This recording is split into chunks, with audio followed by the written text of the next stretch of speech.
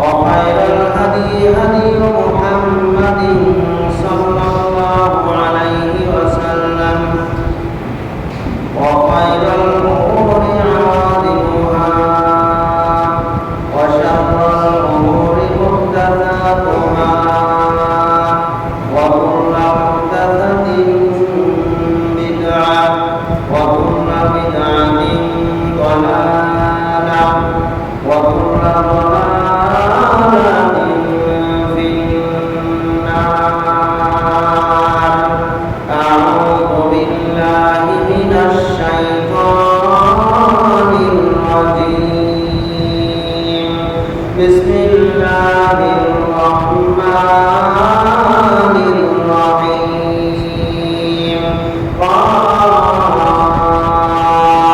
والقرآن المجيد بل عجبوا أن جاءهم منذر منهم فقال الكافرون هذا شيء عجيب أإذا متنا وكنا ترابا ذلك رجع بعيد وعلمنا ما تنقص الأرض منهم وعندنا كتاب حفيظ. بعد أعوذ بالله من الشيطان الرجيم. قالت الأعراب آمنا قل لم تؤمنوا ولكن قولوا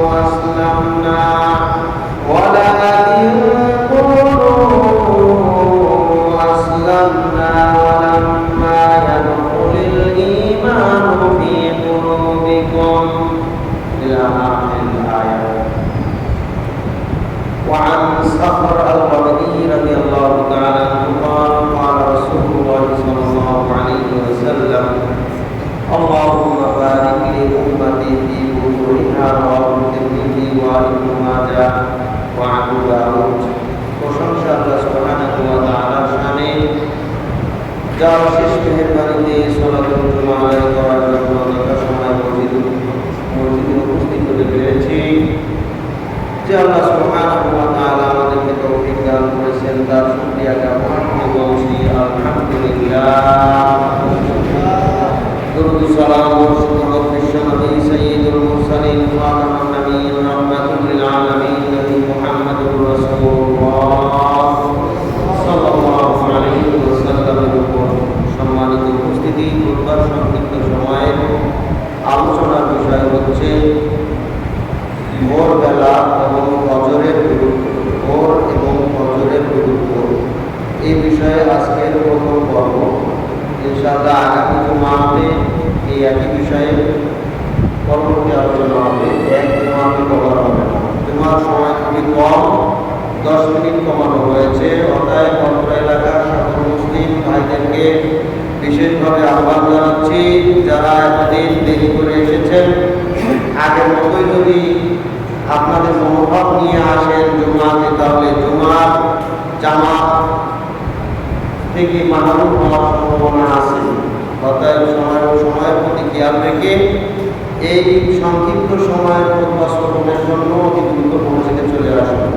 আল্লাহ তাআলা আমাদের সকলকে দ্বীনের সঠিক বুঝ দান করুন। সম্মানিত উপস্থিতি, আল্লাহ সুবহানাহু ওয়া তাআলা সূরা হুজুরাতের 14 নম্বর আয়াতে বলেছেন ক্বালাতিল আ'রাবু আমান্না। আরবের কিছু বেদুইন লোক তারা যখন বলল আমরা ঈমান এনেছি, ওয়ালাকিন কুলু আসলামনা, তখন আল্লাহ তাআলা বলে দিলেন যে তোমরা বলো আমরা ইসলাম গ্রহণ করেছি। ঈমান আনা এবং ইসলাম গ্রহণ করা তথা মুখ দিয়ে আমি মুসলমান বলা দুইটা এক নয়। ঈমান আনা এটা হচ্ছে অন্তরের বিষয়, আর মুখ দিয়ে শুধু বলে দিলাম আমি মুসলমান, এটা ভিন্ন বিষয়। এই জন্য আল্লাহ তাআলা সাবধান করে ওই জাতিকে বলে দিলেন ওয়ালাকিন কুলু আসলামনা,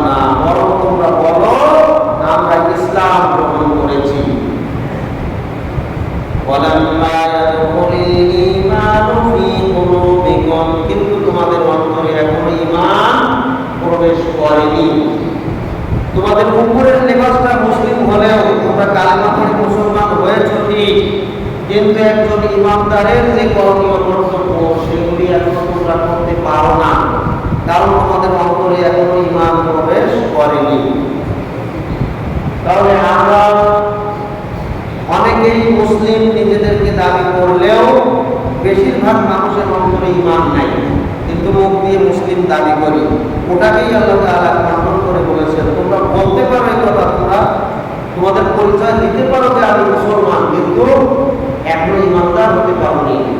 ইমানদার হতে গেলে ইসলাম মেনে চলা ছাড়া কোনো গতি নাই, ইসলামের বিধান মেনে চলা ছাড়া কোনো গতি নাই। তোমাদেরকে পর্যায়ক্রমে বিভিন্ন পরীক্ষায় উত্তীর্ণ হতে হবে।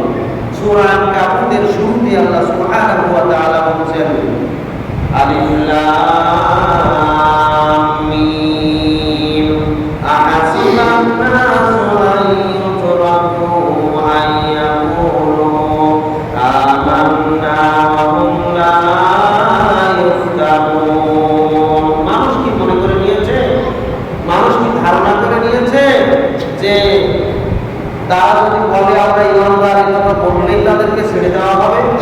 মানুষ কি মনে করে নিয়েছে যে আমি মুসলিম, আমি ইমানদার, এই কথা বললেই তাদেরকে ছেড়ে দেওয়া হবে?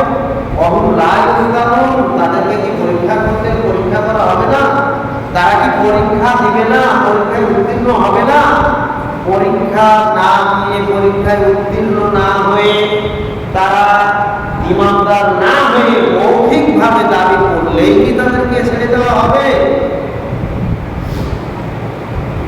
ওয়ালাকাদ ফাতান্নাল্লাযীনা মিন ক্বাবলিহিম, অথচ তাদের পূর্বে যত ইমানদাররা চলে গিয়েছেন, ইমানদাররা যুগে যুগে যারাই এসেছিলেন তারা পরীক্ষার সম্মুখীন হয়েছেন, বিভিন্ন পরীক্ষা দিয়েছেন। এই পরীক্ষা দিয়ে পরীক্ষাগুলিতে উত্তীর্ণ হয়েছেন। ফালা ইয়ালামান্নাল্লাযীনা সাদাকু ওয়া লা ইয়ালামান্নাল কাযিবিন। আর এই পরীক্ষার ব্যবস্থা আল্লাহ তাআলা এজন্যই রেখেছেন যাতে করে তিনি জেনে নিতে পারেন পরীক্ষা দেওয়ার মাধ্যমে কারা সত্যিকার ইমানদার, কারা তাদের কথায় সত্যবাদী। মুখ দিয়ে বললো আমি ঈমান এনেছি, আমি ইমানদার, এবার তার কর্মের মাধ্যমে প্রমাণ করবে আল্লাহ তাআলা যে তাকে পরীক্ষার ব্যবস্থা করেছেন, এই পরীক্ষায় উত্তীর্ণ হওয়ার মাধ্যমে প্রমাণ করবে যে সে ইমানদার, এবং সে যে মুখে বলছে ইমানদার এটা সত্যে পরিণত করবে। এজন্য আল্লাহ তাআলা এই পরীক্ষার মাধ্যমে জেনে নেবেন যে কারা তাদের কথায় সত্যবাদী। ওয়ালা ইয়ালামান্নাল কাযিবিন, এবং আল্লাহ তাআলা এই পরীক্ষার মাধ্যমে জেনে নেবেন যে কারা তাদের কথায় মিথ্যাবাদী, যারা তাদের কথা অনুযায়ী আল্লাহর নির্দেশ পালন করে না, শুধু উপরে ইসলামের ভাব দেখায় কিন্তু ভিতরে ইসলামের কিছুই নাই, ইমানদারের কিছুই নাই, এরা হচ্ছে মিথ্যাবাদী। আল্লাহ তাআলা এদেরকে মিথ্যাবাদী হিসাবে চিহ্নিত করবেন। সম্মানিত উপস্থিতি, কথা বলেছেন সূরা আনকাবুতের 3 নম্বর আয়াত, আর সূরা আনকাবুতের 11 নম্বর আয়াতে আল্লাহ তাআলা আরো বলছেন, ওয়ালা ইয়ালামান্নাল্লাহুল্লাযীনা আমানু ওয়ালা ইয়ালামান্নাল মুনাফিকিন। আল্লাহ তাআলা যে পরীক্ষার ব্যবস্থা করেছেন, যে পরীক্ষার সম্মুখীন তোমরা হবে, এই পরীক্ষায় অংশগ্রহণের মাধ্যমে, পরীক্ষায় যখন তোমরা উত্তীর্ণ হবে, উত্তীর্ণ হওয়ার মাধ্যমে আল্লাহ তাআলা তোমাদেরকে ঈমানদার হিসাবে জেনে নেবেন। যারা উত্তীর্ণ হবে তারা হচ্ছে ঈমানদার, আর যারা পরীক্ষায় উত্তীর্ণ হবে না, তোমরা পরীক্ষায় দিবে না, পরীক্ষায় অংশগ্রহণ করবে না, ওরা হচ্ছে মুনাফিক। নাউযুবিল্লাহ। এটা হচ্ছে আনকাবুতের 11 নম্বর আয়াত। আল্লাহ ইমানদারদেরকে এবং মুনাফিকদেরকে আলাদা করবেন এই পরীক্ষার মাধ্যমে। পরীক্ষাগুলি কি কি? পরীক্ষা আমাদের সামনে বিভিন্ন পরীক্ষা আছে। চূড়ান্ত পরীক্ষা হচ্ছে আল্লাহর দ্বীন প্রতিষ্ঠার জন্য, বাতিলের মোকাবেলা করার জন্য, বাতিলের বিরুদ্ধে জিহাদের ময়দানে উপস্থিত হয়ে নিজের জীবনকে আল্লাহর জন্য দেওয়ার জন্য প্রস্তুত থাকা, নিজের মাকে আল্লাহর রাস্তায় বিলিয়ে দিয়ে নিজের জানটাকে দেওয়ার জন্য প্রস্তুত হয়ে বাতিলের মোকাবেলা করার জন্য জিহাদের ময়দানে যুদ্ধে শরীক হওয়া, জিহাদে শরীক হওয়া, এটা হচ্ছে চূড়ান্ত পরীক্ষা। কিন্তু প্রাথমিক প্রথম পরীক্ষা শুরু হচ্ছে কি দিয়ে? আল্লাহ তাআলা বলেন, আল্লাযী খালাকাল মাউতা ওয়াল হায়াতা লিয়াবলুয়াকুম আইয়ুকুম আহসানু আমালা। তিনি সেই আল্লাহ যিনি তোমাদের হায়াত এবং মাউত দিয়ে প্রেরণ করেছেন, দুনিয়াতে পাঠিয়েছেন, লিয়াবলুয়াকুম তোমাদেরকে পরীক্ষা করার জন্য, আইয়ুকুম আহসানু আমালা তোমাদের মধ্যে কে উত্তম আমলকারী। সুবহানাল্লাহ। তাহলে উত্তম ভাবে আমল করা এটা হচ্ছে পরীক্ষায় উত্তীর্ণ হওয়া। আর আল্লাহ তাআলা যখন কোনো নির্দেশ দেন এটা হচ্ছে পরীক্ষা। অতএব একজন ইমানদার ব্যক্তির প্রথম পরীক্ষা হবে আল্লাহ তাআলা যখন তার জন্য সালাতের ডাক দিবেন মসজিদে, তখন তার পরীক্ষা শুরু হয়ে যায়। সুবহানাল্লাহ। সালাতের ডাক দেওয়া মানে তার পরীক্ষা শুরু হয়ে গেছে। সালাতে বান্দা যদি মসজিদে উপস্থিত হয় তাহলে সে পরীক্ষায় অংশগ্রহণ করলো। সালাত যদি সুন্দর করে আদায় করে, আল্লাহ তাআলাকে এই সালাতের মাধ্যমে সন্তুষ্ট করতে পারে, তাহলে এই সালাতের মাধ্যমে সে ঈমানদার হয়ে গেল। সুবহানাল্লাহ। এই সালাতের মাধ্যমে এই সালাতের পরীক্ষায় সে উত্তীর্ণ হলো, সেই ঈমানদার হলো, সে তার কথায় সত্যবাদী হলো। সুবহানাল্লাহ। এভাবেই প্রত্যেকদিন 5 বার আল্লাহ তাআলা ডাক দেন। যারা এই ডাকে সাড়া দেয়, যারা পরীক্ষায় অংশগ্রহণ করে, আর এই পরীক্ষা এই ডাকে সাড়া দিয়ে যারা সুন্দরভাবে এই আমল করেন, তারা পরীক্ষা সুন্দরভাবে দেন। কিন্তু যারা পরীক্ষায় অংশগ্রহণ করলো না, তাদের অবস্থা কি?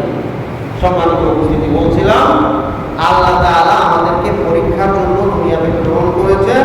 তার পরীক্ষাগুলির মধ্যে রয়েছে আমাদেরকে আল্লাহ তাআলা যে ধন সম্পদ দিয়েছেন, এই ধন সম্পদ তার রাস্তায় ব্যয় করার জন্য নির্দেশ দিয়েছেন। এটা একটা পরীক্ষা এবং অনেক বড় পরীক্ষা। অনেকেই সালাত আদায় করে কিন্তু পকেট থেকে সহজে আল্লাহর রাস্তায় ব্যয় করার জন্য টাকা বের করতে চায় না, অর্থ সহজে বের করতে চায় না, কারণ এইখানে শয়তান খুব শক্তি প্রয়োগ করে তাকে বাধা করে। আশ-শাইতানু ইয়া'iদুকুমুল ফাকরা, শয়তান তাকে দারিদ্রতার ভয় দেখায় যে তুই যে টাকা দিবি অন্য পকেট থেকে, তোর ক্যাশ থেকে, তোর এই অর্থ থেকে 100 টাকা কমে যাবে, 500 টাকা কমে যাবে, 1000 টাকা কমে যাবে, 5000 টাকা কমে যাবে, এটা তো কমে যাবে, তুই তো আস্তে আস্তে আস্তে আস্তে হবে দরিদ্র হয়ে যাবে। আশ-শাইতানু ইয়া'iদুকুমুল ফাকরা, শয়তান তোমাদেরকে দারিদ্রতার ভয় দেখায়। তুই যদি নিজের এই কাজ করিস, এভাবে শ্রম দিস, তাহলে তোর লস হয়ে যাবে। ওর চাইতে তুই যদি তোর নিজের চিন্তা করিস, তোর ব্যবসা বাণিজ্যে সময় দিস, তোর কৃষি ক্ষেতে সময় দিস, তোর দুনিয়ার জন্য একটু চেষ্টা করিস, তাহলে তোর একটু আয় উন্নতি আরো উপরে উঠাতে পারবি। কেন তুই আবার নিজের মতো সময় দিবি? আশ-শাইতানু ইয়া'iদুকুমুল ফাকরা, শয়তান আমাদেরকে দারিদ্রতার ভয় দেখায়। এটা হচ্ছে আমাদের জন্য পরীক্ষা। যারা এই পরীক্ষায় উত্তীর্ণ হতে চায় তাদেরকে আল্লাহর রাস্তায় বেশি বেশি দান করতে হবে, ব্যয় করতে হবে। এটা হচ্ছে পরীক্ষায় উত্তীর্ণ হওয়ার মাধ্যম। এরপরে মানুষের সাথে ভালো আচরণ করা আল্লাহ তাআলা নির্দেশ দিয়েছেন। আর শয়তানের কাজ হচ্ছে মানুষের মধ্যে দ্বন্দ্ব ফাসাদ সৃষ্টি করা, যত রকম ঝগড়া ফাসাদ দ্বন্দ্ব, স্বামী স্ত্রীতে হানাহানি মারামারি এবং বিচ্ছেদ, মানুষের দ্বন্দ্ব, বিভিন্ন ধরনের মারামারি হানাহানি গলাগলি, এগুলি হচ্ছে শয়তানের কাজ। আর মানুষের কাজ হচ্ছে, আল্লাহর নির্দেশ হচ্ছে মানুষের সাথে ভালো আচরণ করা, ভালো ব্যবহার করা, নিজের চাইতে অন্য দিনী ভাইকে বেশি অগ্রাধিকার দেওয়া। এটা হচ্ছে আল্লাহ তাআলার বিধান। যারা শয়তানের দেওয়া বিধান পালন করলো, এরা আল্লাহর দেওয়া বিধান অমান্য করে পরীক্ষায় দিল না, পরীক্ষায় উত্তীর্ণ হতে পারলো না। সদাচরণ করে, সুন্দর আচরণ করে মানুষ তার পরীক্ষায় উত্তীর্ণ হবে। তারপরে মানুষের রাগ ক্রোধকে কন্ট্রোল করে মানুষ পরীক্ষায় উত্তীর্ণ হবে। এটাও তার জন্য একটা পরীক্ষা। মানুষ আরেকজনের সাথে ব্যবহারের ক্ষেত্রে তার রাগকে, তার ক্রোধকে কতটুকু কন্ট্রোল করতে পারবে। আল্লাহ তাআলা বলেন, ওয়াল কাযিমিনা আল গায়যা ওয়াল আফিনা আনিন ইমানদারদের বৈশিষ্ট্য হচ্ছে রাগকে সংবরণ করা এবং মানুষদেরকে ক্ষমা করে দেওয়া। এটা হচ্ছে মুমিনদের বৈশিষ্ট্য। আল্লাহ তাআলার একটা নির্দেশ, এই নির্দেশ যারা পালন করবে তারা সুন্দরভাবে পরীক্ষা দিয়ে পরীক্ষায় উত্তীর্ণ হতে পারবে। তারপরে পিতামাতার সেবা করা। বৃদ্ধ পিতামাতা যদি আমার সামনে থাকে তাহলে তাদেরকে সেবা করার জন্য কে নির্দেশ দিয়েছেন? وَقَضَى رَبُّكَ أَلَّا تَعْبُدُوا إِلَّا إِيَّاهُ وَبِالْوَالِدَيْنِ إِحْسَانًا। তোমাদেরকে নির্দেশ দিচ্ছেন আল্লাহ তা'বুদু ইল্লা ইয়াহু, কেবলমাত্র একমাত্র তাঁর ইবাদত করবে। ওয়াবিলওয়ালিদাইনি ইহসানা, এরপরে দ্বিতীয় দায়িত্ব হচ্ছে তুমি তোমার পিতামাতার সাথে ভালো আচরণ করবে, সৎ ব্যবহার করবে। সুবহানাল্লাহ। পিতামাতার সেবা করবে, তাদের খেদমত করবে, তাদের খোঁজ খবর নেবে, তাদের উপযুক্ত ব্যবস্থা তোমরা করে দিবে। এটা হচ্ছে আল্লাহ তাআলার নির্দেশ। যার পিতামাতা বৃদ্ধ পিতামাতা রয়েছে অথচ পিতামাতাকে দেখে না, এরা হচ্ছে পরীক্ষায় অংশগ্রহণকারী নয়। পিতামাতাকে সেবা করে, সুন্দরভাবে সেবা করে যারা তাদের দায়িত্ব পালন করবে, এরা পরীক্ষা দিয়ে পরীক্ষায় উত্তীর্ণ হবে। এগুলো হচ্ছে একটা পরীক্ষা। আল্লাহ তাআলা বলেন আল্লাযী খালাকাল মাউতা ওয়াল হায়াতা লিয়াবলুয়াকুম আইয়ুকুম আহসানু আমালা। তিনি সেই আল্লাহ, যিনি তোমাদেরকে হায়াত এবং মাউত দিয়ে নির্ধারিত সময় দিয়ে দুনিয়া থেকে প্রেরণ করেছেন। অন্য কোনো উদ্দেশ্যে নয়, একমাত্র উদ্দেশ্য হচ্ছে লিয়াবলুয়াকুম, তিনি তোমাদেরকে পরীক্ষা করে দেখতে চান। আইয়ুকুম আহসানু আমালা, তোমাদের মধ্যে কে উত্তম আমলকারী, উত্তমভাবে আল্লাহ তাআলা প্রত্যেকটা নির্দেশকে পালনকারী কে, এইটা দেখার জন্যই আল্লাহ তাআলা তোমাদেরকে দুনিয়াতে পাঠিয়েছেন। সম্মানিত উপস্থিতি, বলছিলাম পরীক্ষার কথা। এবার মূল আলোচনায় প্রথম কথায় আসে, আমাদের জন্য একটা পরীক্ষা হচ্ছে ফজরের জামাতে উপস্থিত হওয়া। আমাদের জন্য, মুসলিমদের জন্য একটা গুরুত্বপূর্ণ পরীক্ষা হচ্ছে ফজরের জামাতে উপস্থিত হওয়া। সম্মানিত উপস্থিতি, ফজরের জামাত অত্যন্ত গুরুত্বপূর্ণ একটি জামাত। এই জামাতে যারা উপস্থিত হয় তারা পরিপ্রকৃত মুমিন, ঈমানদার হিসাবে রাসূল সাল্লাল্লাহু আলাইহি ওয়াসাল্লাম স্বীকৃতি দিয়ে গিয়েছেন এবং তাদের ব্যাপারে বলে গিয়েছেন তাদেরকে আল্লাহ তাআলা জাহান্নাম থেকে মুক্ত করেন এবং নিফাকি থেকে মুক্ত করেন। সুবহানাল্লাহ।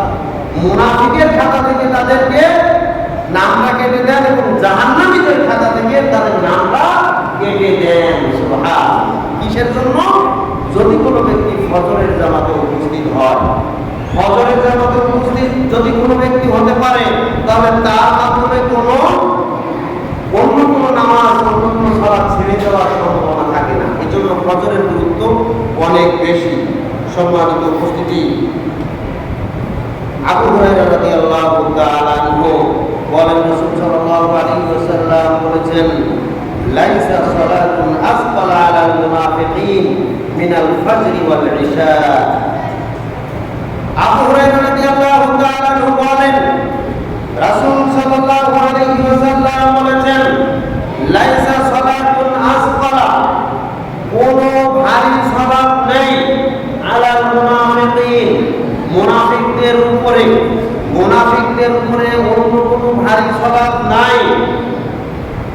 মিনাল ফাজরি ওয়াল ইশাই, ফজর এবং ইশার সালাতের চাইতে। ফজর এবং ইশার সালাত পরিত্যাগ করা কেবলমাত্র মুনাফিকদের কাজ। কারণ এই দুই সালাত তাদের কাছে খুব ভারী মনে হয়। এই দুই জামাত উপস্থিত হওয়া মুনাফিকদের জন্য খুব কষ্টকর মনে হয়, কিন্তু ঈমানদারদের মোটেও কষ্ট মনে হয় না। সুবহানাল্লাহ। রাসূল সাল্লাল্লাহু আলাইহি ওয়াসাল্লামের পরের বাক্যে বলছেন ওয়ালাউ ইয়ালামুনা মা ফীহিমা, এই মুনাফিকরা যদি জানতো ঈশা এবং ফজরের সালাতের মধ্যে কি রয়েছে, কি প্রতিদান তাদের জন্য আল্লাহ তাআলা রেখে দিয়েছেন, লা আতাউহুমা ওয়ালাউ হাক্কা, তাহলে এই দুই সালাতে মুনাফিক হওয়া সত্ত্বেও, তার অন্তরে ঈমান না থাকা সত্ত্বেও সে জাহান্নামী হওয়া সত্ত্বেও যদি জানতে পারতো এই ইশার সালাতে এবং ফজরের সালাতের জামাতে উপস্থিত হওয়ার কারণে আল্লাহ তাআলা তাদের জন্য কি প্রতিদান রেখেছেন, এটা জানতে পারলে তারা তাদের চলার ক্ষমতা নাই, হাঁটার শক্তি নাই, মসজিদে আসার শক্তি নাই, তারপরেও তারা মসজিদে আসতো, এমনকি হামাগুড়ি দিয়ে হলেও মসজিদে উপস্থিত হতো। সুবহানাল্লাহ। বলছিলাম একজন ব্যক্তি হামাগুড়ি কখন দেয়? জিহাদের ময়দানে তুমুল যুদ্ধ চলছে, গোলাগুলির মুখে পড়েছে, একজন ব্যক্তি শত্রুদের গোলাগুলির আঘাতে আহত হয়েছে, এমন আহত তার মরার শক্তি নাই, তারপরও চেষ্টা করছে এই জায়গা থেকে যদি আর একটু সরে যেতে পারে অন্তত নিজেকে রক্ষা করতে পারবে, অল্প দুই এক হাত যদি সরে যেতে পারে অন্তত একটা পাথরের আড়ালে অবস্থান করতে পারে। কিন্তু এখানে যদি থাকে তাহলে আর দু একটা যদি তার লাগে তাহলে সেটা এই কঠিন মুহূর্তে মরার কোনো শক্তি নাই, তারপরেও জীবন দিয়ে চেষ্টা করছে একটু নড়ে একটু গড়াগড়ি দিয়ে যাতে করে ওই পাথরের আড়ালে নিজেকে লুকাতে পারে, কারণ এই নদীর হাত থেকে তাকে বাঁচতে হবে, তার জীবনটা অন্তত বাঁচাতে হবে। এর নাম হচ্ছে গড়াগড়ি দেওয়া। তার মানে কি একটা ব্যক্তির একবারে অন্তিম শয্যায় সাহিত্য তার পড়াশোনার ক্ষমতা নাই, হালকা একটু নড়তে পারে, একটু গড়াগড়ি দিতে পারে, গড়াগড়ি দিয়ে শীত হওয়া থেকে একটু কাজ হতে পারে, কাজ হওয়া থেকে আবার একটু উপর হতে পারে, এরকম শক্তি এরকম ক্ষমতা আছে। এরকম করতে করতে একটু সে নিজের জীবনকে বাঁচানোর জন্য পাহাড়ের বা পাথরের আড়ালে চলে গেলে গুলির হাত থেকে বাঁচবে। নিজেকে বাঁচানোর জন্য যত শক্তি, যত ক্ষমতা, যত প্রচেষ্টা করে এই যে গড়াগড়ি দিয়ে মাত্র দুই এক হাত গিয়ে সে নিরাপদ জায়গায় চলে গেল, এর নাম হচ্ছে গড়াগড়ি। তার মানে বোঝানো হচ্ছে কি একজন ব্যক্তি সে মুনাফিক হওয়া সত্ত্বেও ইমানদার, বহু পরের কথা। একজন সত্যিকার মুসলিমের কথা বলা হয়নি, ইমানদারের কথা বলা হয়নি, বলা হয়েছে মুনাফিকের কথা, বলা হয়েছে ওই ব্যক্তির কথা আল্লাহ তাআলা যার ব্যাপারে জাহান্নামের সবচাইতে নিকৃষ্ট শাস্তির কথা বলেছেন। ইন্নাল মুনাফিকিনা ফিদ দারকিল আসফালি মিনান নার, মুনাফিকদের শাস্তি হচ্ছে জাহান্নামের সবচাইতে নিচের শাস্তি, সবচাইতে নিকৃষ্ট শাস্তি, সবচাইতে কঠিন শাস্তি তাদের জন্য আল্লাহ তাআলা বরাদ্দ করে রেখেছেন। নাউযুবিল্লাহ। সেই মুনাফিকদের ব্যাপারে বলা হচ্ছে যদি তারা আল্লাহর প্রতিদান সম্পর্কে জানতে পারত তাহলে সুস্থ তো দূরের কথা, অসুস্থ তো দূরের কথা, হামাগুড়ি দেওয়া দিয়ে হলেও তারা মসজিদে উপস্থিত হতে পারত। হতো এটা এত গুরুত্বপূর্ণ সালাত, এটা এত গুরুত্বপূর্ণ জামাত, এটা এত এই জামাতে শরীক হওয়া এত গুরুত্বপূর্ণ, এই জামাতে শরীক হওয়া এতই গুরুত্বপূর্ণ। মুনাফিক হলেও সে মসজিদে হামাগুড়ি দিয়ে হলেও উপস্থিত হতো। আজকের পোড়া কপাল মুসলমান আমরা, আজকের পোড়া কপাল হতভাগ্য মুসলমান আমরা কোনো বড়াই করি না, কোনো বিষয় মনে করি না, যতটুকু সালাত আদায় করি মানুষকে দেখানোর জন্য। মানুষ আমাকে মুসল্লি হিসাবে ভাববে, ভালো মানুষ হিসাবে ভাববে, তাই সালাত আদায় করি। আসলে আল্লাহর জন্য কতটুকু করি, কে কতটুকু করি? সম্মানিত উপস্থিতি, আল্লাহর জন্য করে তারাই যারা নিয়মিত ফজরের সালাত মসজিদে এসে উপস্থিত হয়ে জামাতে আদায় করে, এরাই আল্লাহর জন্য করে। বাকি সালাতি যারা আছে, নামাজি আছে, এদের প্রায় সকলেই মুনাফিকের কাতারে আছে। এটা আল্লাহ রাসূল বলেছেন, আমরা ব্যক্তিগত কথা নয়, এটা আমার কথা নয়, এটা কোনো মানুষের কথা নয়। আল্লাহ নবী নিজে বলেছেন যে মুনাফিকরাই এশার সালাতের জামাত পরিত্যাগ করে, মুনাফিকেরাই ফজরের সালাতের জামাত পরিত্যাগ করে, কোন মুসলমান ইমানদারেরা এই জামাত ত্যাগ করে না। ফজরের জামাত এটা কত গুরুত্বপূর্ণ, সুন্নতের ফজিলত কি বলেছেন দেখেন আল্লাহ রাসূল। ফজরের কত গুরুত্ব, ফজরের সময়ের কত গুরুত্ব, ফজরের ওয়াক্তের কত গুরুত্ব, এই গুরুত্ব বোঝাতে গিয়ে আল্লাহ নবী এক হাদিস বর্ণনা করেছেন। আয়েশা রাদিয়াল্লাহু তাআলা আনহা বলেন, ফজরের সময় যদি কেউ 2 রাকাত সুন্নত সালাত আদায় করে, ফরজের কথা বলেন নাই, সুন্নতের কথা বলেছেন। ফজরের সময় যদি কেউ 2 রাকাত সুন্নত আদায় করে, রাকাতুল ফজরি খায়রুম মিনাদ দুনিয়া ওয়া মা ফিহা, দুনিয়া এবং দুনিয়ার মাঝখানে যা কিছু রয়েছে করলে যে মূল্য হয় তার চাইতে বেশি মূল্যবানের পুরস্কার আল্লাহ তাআলা তার জন্য বরাদ্দ করে দেন। সুবহানাল্লাহ। শুধুমাত্র 2 রাকাত সুন্নাত ফরজের কথা বলা হয়নি, তবে ফরজের মূল্য কত বেশি মুনাফিকরা পর্যন্ত জানতে পারলো মসজিদে আমাদের দিয়ে হলো তারা মসজিদে উপস্থিত হতে পারত। হতভাগ্য মুসলমান আমরা, ফজরে মুসল্লির খবর পাওয়া যায় না, খুঁজে পাওয়া যায় না। সম্মানিত উপস্থিতি, মুনাফিক থেকে বাঁচতে গেলে, জাহান্নাম থেকে বাঁচতে গেলে ফজরের নামাজে আপনাকে উপস্থিত হতেই হবে। যত কষ্ট হোক আপনাকে উপস্থিত হতে হবে। কষ্ট কে বলেছে? কষ্ট কে বলেছে আপনার কষ্ট হয়? আপনি ইচ্ছা করেন না, তাই আসেন না। ইচ্ছা করলেই আসা সম্ভব। আমি দেখাচ্ছি ধারাবাহিকভাবে খুতবার সময় কিন্তু খুব দ্রুত চলে যাচ্ছে। সম্মানিত উপস্থিতি, বিশ্বনবী মুহাম্মদুর রাসূলুল্লাহ সাল্লাল্লাহু আলাইহি ওয়াসাল্লাম আর এক হাদিসে বলছেন যে, এই হাদিসের শেষ অংশে বলছেন যে আমার মনে চায় যারা ফজরের নামাজে আসে না, আমার মনে চায় যে আমার ইমামতির স্থানে একজন ব্যক্তিকে সেট করি ইমামতি করার জন্য, এবং আমি বের হয়ে যাই। বের হয়ে দেখি যারা ফজরের নামাজে আসে নাই, কেন তারা ফজরের নামাজে আসে নাই, এই অপরাধে আমি আগুন নিয়ে তাদের ঘরগুলি জ্বালিয়ে দিই। এটা আমার মনে চায়।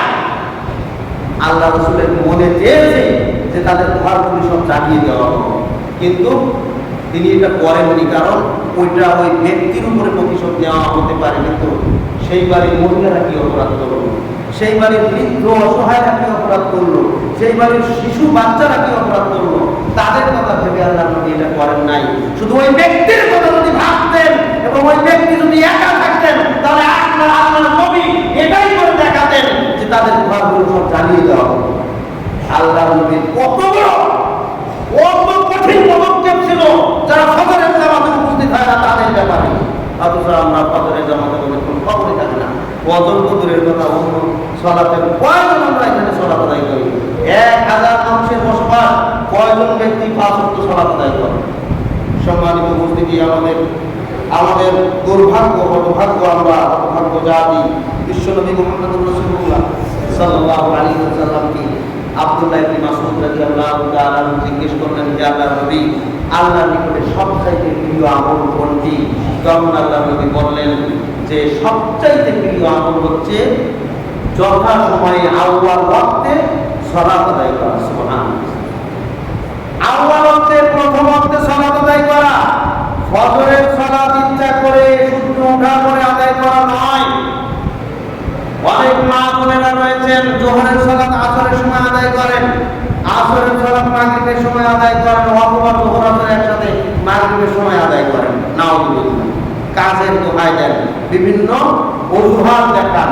অথচ ইন্ডিয়ান সিরিয়াল দেখতে, মোবাইলে টিভি সিনেমা দেখতে, ওই নাটক এটা সেটা দেখতে তখন আর সময়ের এত অভাব হয় না, কিন্তু সালাত আদায় করতে গেলে তখন আর সময় পায় না। নাউযুবিল্লাহ। আল্লাহ নবীকে বললেন সবচাইতে উত্তম আমল হচ্ছে সময় মতো সালাত আদায় করা। আব্দুল্লাহ ইবনে মাসউদ বললেন, ইয়া রাসূলুল্লাহ, তারপরে কোনটি? তখন আল্লাহর নবী বললেন, তারপরে আমল হচ্ছে বাবা মাকে সেবা করা, পিতা মাতাকে সেবা শুশ্রূষা করা। আল্লাহ নবীকে এবার জিজ্ঞাসা করা হলো, হে আল্লাহর নবী, তারপরে সবচেয়ে উত্তম আমল কোনটি? আল্লাহ নবী এবার বললেন, আল্লাহর রাস্তায় আল্লাহর দ্বীনকে প্রতিষ্ঠা করার জন্য জিহাদের ময়দানে শরীক হওয়া। সুবহানাল্লাহ। বোঝা গেল জিহাদের হুকুম এত গুরুত্বপূর্ণ, আমলের চাইতে আরো ভালো আমল রয়েছে। সেই ভালো আমল হলো বাবা মার সেবা করা। তার চাইতেও ভালো আমল হবে সঠিক সময়ে সালাত আদায় করা। সুবহানাল্লাহ। অতএব পুরুষের জন্য ফজরের জামাতে উপস্থিত হওয়া, আর মহিলাদের জন্য সময় মতো বাড়িতেই ফজরের সালাত আদায় করা, এটা হচ্ছে উত্তম আমল। সম্মানিত উপস্থিতি, আমরা অনেকেই অজুহাত দেখাই, বিভিন্ন অজুহাত। ফজরের সময় উঠতে পারি না, এই জন্য অজুহাত দেখাই।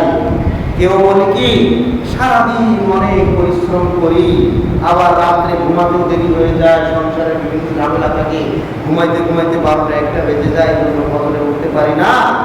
এই সকাল 7টা 8টা যখন ঘুম থেকে জাগি সালাত আদায় করি, এটা একটা অজুহাত।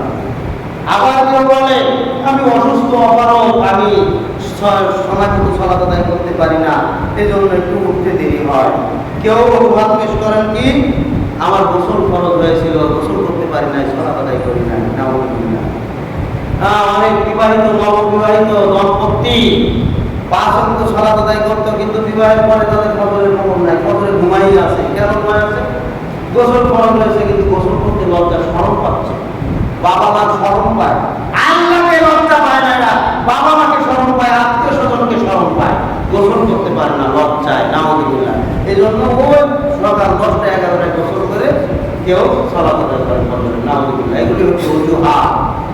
আবার একজন ব্যক্তি তাকে সে খুব গর্ব করে বলছে, আমি ঘুম থেকে উঠে সর্বপ্রথম যে কাজ করি সেটা হচ্ছে 2 রাকাত ফজরের সালাত আদায় করে নেই। বলা হলো, ভাই আপনি কয়টার সময় ফজরের সালাত আদায় করেন? বলে, আমি 8টার সময় ঘুম থেকে উঠি, উঠেই আগে প্রথম ওযু করে ফজরের সালাত আদায় করে নেই। নিজেকে খুব গর্ব মনে করে যে আমি প্রথম সালাত দিয়েই আমার কাজ শুরু করি।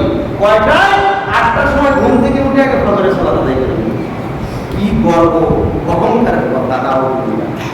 আবার আরেকজন বলে কি যে আমি আজকে 7:30টায় সালাত, মাঝে মাঝে বেশিরভাগ সময় আমার দেরি হয়ে যায়। কেন?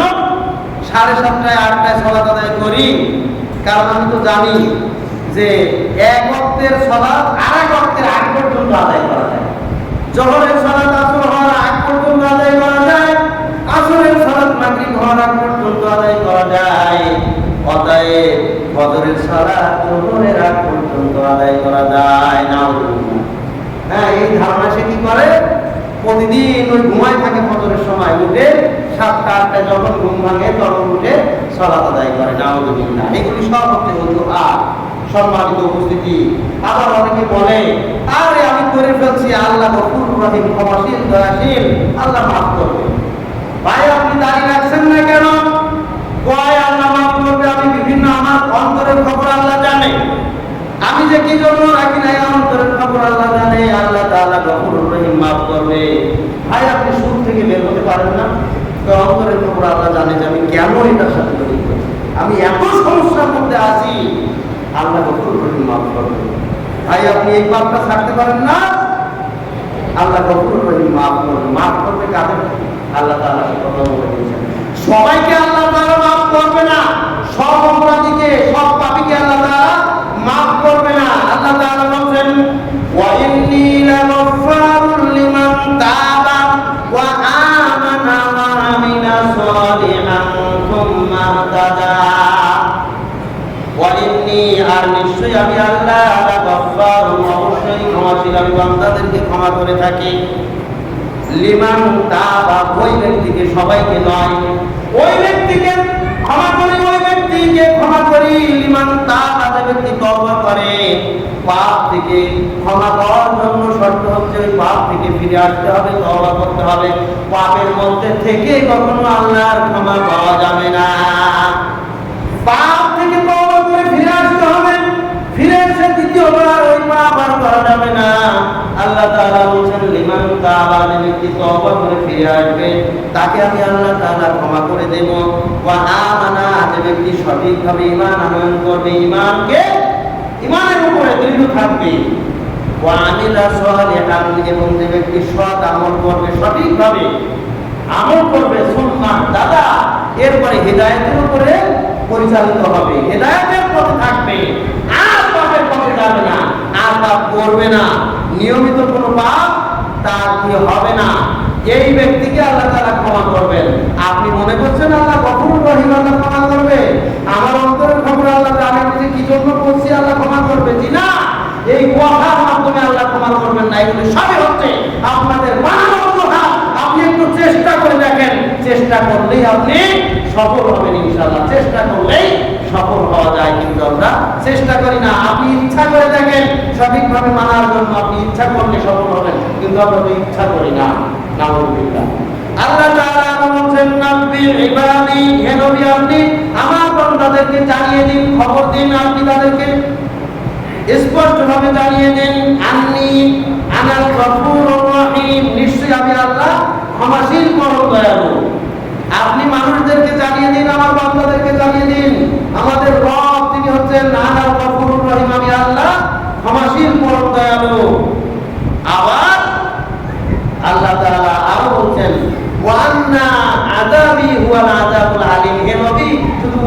বলে থেমে যায় না, আরো তার সাথে এ কথাও বলে দিন, নিশ্চয়ই আমি আল্লাহ, আমার শাস্তি অত্যন্ত ভয়ঙ্কর শাস্তি, আমার শাস্তি অত্যন্ত কঠিন, এটাও জানিয়ে দেন।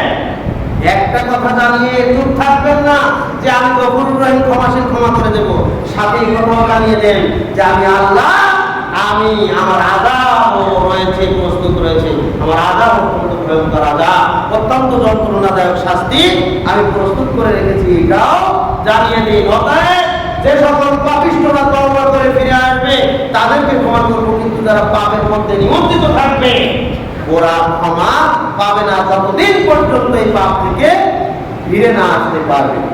সম্মানিত উপস্থিতি, মানুষ দুনিয়ার জন্য চেষ্টা করে, ওরকম চেষ্টা যদি দিনের জন্য করতো, ওরকম চেষ্টা যদি ফজরের জামাতে উপস্থিত হওয়ার জন্য করতো, তাহলে ফজরের জামাতের জন্য ওই চেষ্টাটাই তার জন্য যথেষ্ট ছিল। যেমন দেখেন, কোন ব্যক্তি চরচিটাগাং যাওয়ার জন্য, সিলেটে যাওয়ার জন্য গাড়ির টিকিট কেটেছে, খুব ভোরে রওনা দেবে, খুব ভোরে রওনা দিলে সঠিক সময় পৌঁছাতে পারবে, এই জন্য টিকিট রয়েছে ভোর 5টায়।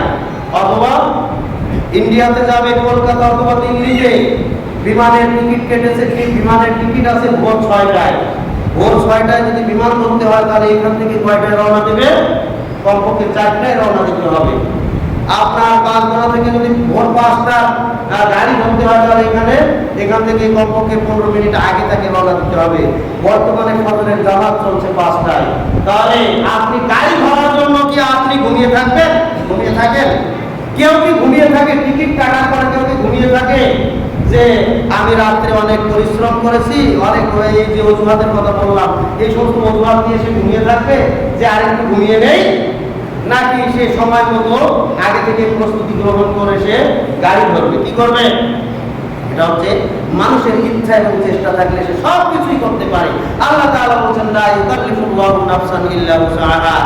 আল্লাহ তাআলা মানুষকে তার সাধ্যের অতিরিক্ত কোনো বোঝা চাপাননি, কোনো নির্দেশ দেননি। প্রত্যেকটা আল্লাহর হুকুম পালন করা মানুষের জন্য খুবই সহজ, যদি সে ইচ্ছা করে, যদি সে চেষ্টা করে। সুবহানাল্লাহ।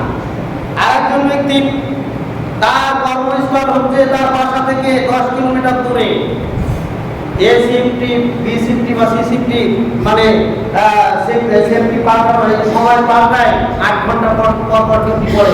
এখন ডিউটি পড়েছে 6টা থেকে 12টা, 6টা থেকে 12টা শীতকালে ডিউটি পড়েছে।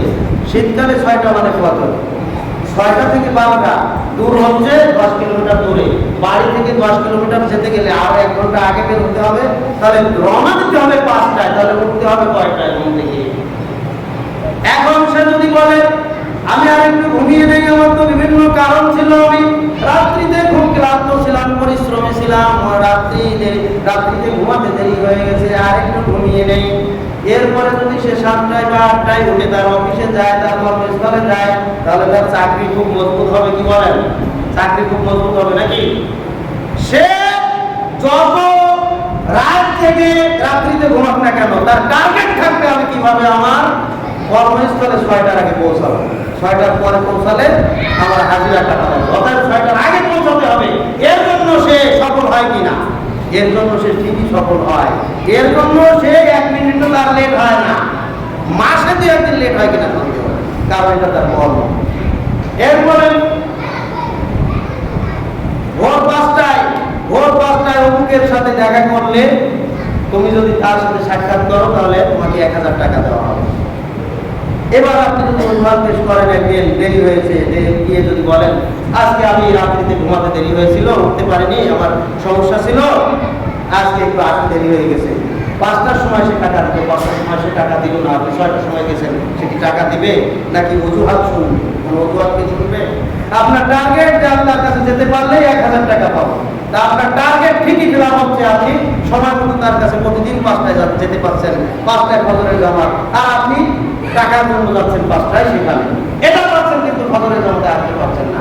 তার মানে আপনাকে বোঝাতে চাচ্ছি আপনার কাছে দুনিয়াটাই হচ্ছে সবচেয়ে বেশি ইম্পর্টেন্ট, পরকাল বলতে আপনার কাছে কিছুই নাই, যার কারণে পরকালের জন্য, আল্লাহর নির্দেশ পালনের জন্য আপনি কোনো চেষ্টাই করেন না, কোনো ইচ্ছাই পোষণ করেন না, তাই তো আপনাকে ফজরে পাওয়া যায় না। ওই ব্যক্তি প্রত্যেক দিন 1000 টাকা করে পেল, 1 বছর বছরে পেল কত? 365 দিনে 3,65,000 টাকা পেল।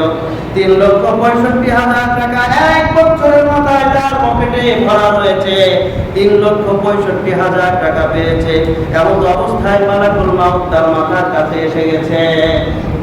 এরপরে সে দেখলো যে মালাকুল মাউত আমার কাছে এসে গেছে, আমার পুঁজি, এক বছরের পুঁজি পকেটে রয়েছে 3,65,000 টাকা, কিন্তু আমাদের খাতায় একদিনের ফজরের সালাত নাই। বলেন তো তার অবস্থা, মনের অবস্থাটা কি? মালাকুল মাউত ফেরেশতাকে বলবে আমাকে একটু সময় দেওয়া, অন্তত এই টাকাটা একটু ভোগ করে নেই, এরকম বলবে নাকি? এর চাইতে আফসোস কি কারণ থাকবে যে 3,65,000 টাকা আমার পকেটে রয়েছে, কিন্তু আজকের আফসোস আমার আমলের খাতায় একদিনের ফজরের সালাতও নাই। ওর কি আফসোস থাকতে পারে? আজকে আমরা আমাদের ভিতরে কোনো অনুশোচনা কাজ করে না, কোনো আফসোস আসে না, আমরা দিব্যি সালাত পরিত্যাগ করে যাচ্ছি না। আলহামদুলিল্লাহ। সম্মানিত উপস্থিতি, সময় শেষ হয়ে গেছে, এই জন্য সামনে অগ্রসর হতে পারছি না। আল্লাহ সুবহানাহু ওয়া তাআলা আমাদের সকলকে ফজরের সালাত সঠিকভাবে জামাতের সাথে আদায় করার তৌফিক দান করুন। মা বোনেরা যারা রয়েছেন তাদেরকে ফজরের সালাত সময়